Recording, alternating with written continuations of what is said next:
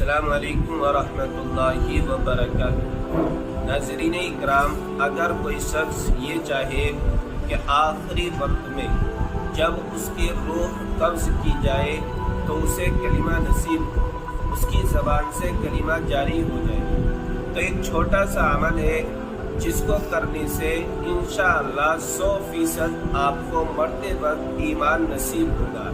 لیکن اس سے پہلے یہ بات جان لینی ضروری ہے کہ ہمیں کلمے پر کیوں مرنا چاہیے، ہمیں موت کلمے کے وقت کیوں آنا چاہیے، کلمہ پڑھ کر ماں میں کیوں مرنا چاہیے۔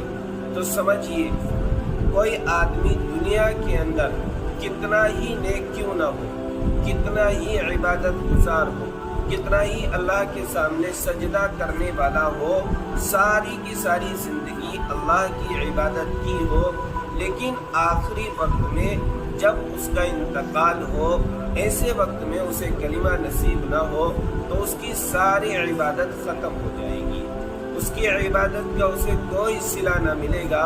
اور ایسی حالت میں، بغیر کلمے کی حالت میں اگر انسان مرتا ہے تو وہ جہنم کے اندر جائے گا۔ اب سمجھیے کہ ہم کلمہ کیسے حاصل کر سکتے ہیں۔ جب ہماری روح قبض ہو تو ہماری زبان پر کلمہ کیسے جاری ہو سکتا ہے؟ تو جب بھی آپ دعا مانگیں، اللہ سے دعا مانگتے وقت یوں کہا کریں، پہلے کلمہ پڑھ لیں اور کلمہ پڑھنے کے بعد اللہ سے یہ کہیے، اے اللہ، یہ جو کلمہ ہے میں نے آپ کا کلمہ پڑھا ہے اور اس کلمے کو میں آپ کے پاس امانت رکھ رہا ہوں، جب میری روح قبض ہو تو مجھے واپس کر دیجئے۔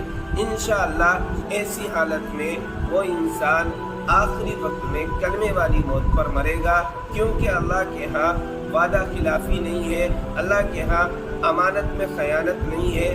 اللہ کے پاس جو امانت رکھی جائے گی وہ انشاءاللہ ضرور ملے گی، اور اگر آپ اس طرح عمل کریں گے تو انشاءاللہ دنیا اور آخرت دونوں میں کامیاب ہو جائیں گے۔